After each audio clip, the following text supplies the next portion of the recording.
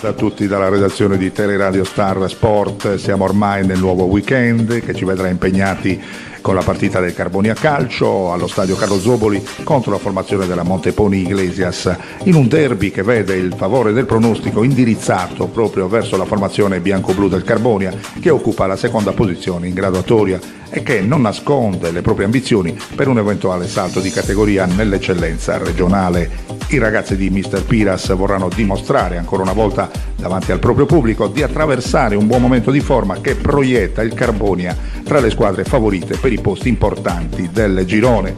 Dal canto suo, Mister Marongio, neotecnico del sodalizio rossoblu ed ex allenatore del Carbonia fino alla scorsa stagione, avrà certamente molto da lavorare per portare il club iglesiente al di fuori delle sabbie mobili in cui si è impantanato in questa stagione targata 2018-2019.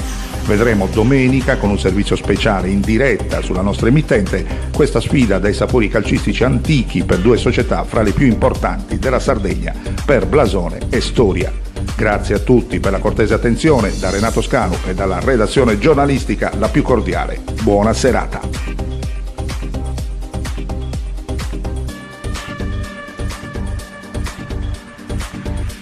In compagnia di mister Fabio Piras siamo al termine dell'allenamento. Il Carbonia pronto per il derby di domenica contro la Monteponi Iglesias? Sì, siamo pronti, siamo allenati bene in settimana, affrontiamo l'Iglesias che abbiamo affrontato 2 volte in Coppa, ma sappiamo benissimo che sarà tutta un'altra partita per 1000 motivi, allenatore nuovo, motivazioni nuove, loro sappiamo che hanno giocatori di valore della categoria, che hanno fatto diversi anni la promozione, sicuramente sarà una partita molto difficile nonostante la classifica di calcio. Insomma, il Carbonia, che comunque in questa stagione punta naturalmente fino alla fine del campionato a stare lì davanti, insomma vuole cercare assolutamente di fare il salto di categoria, non sarà facile, Fabio.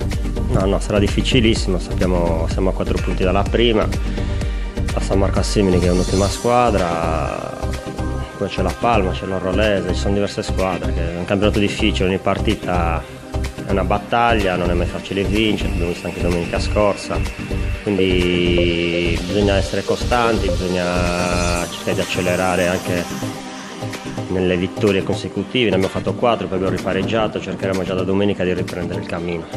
Ecco, la tua squadra insomma attraversa comunque un buon momento di forma, ma può secondo te ancora crescere? Sì, certo, bisogna con lavoro e con tutto si può crescere. Adesso abbiamo forse qualche infortunato di troppo, però pian piano stanno recuperando quasi tutti, quindi siamo molto ottimisti per il futuro. Grazie, naturalmente in bocca al lupo per domenica. Grazie a te.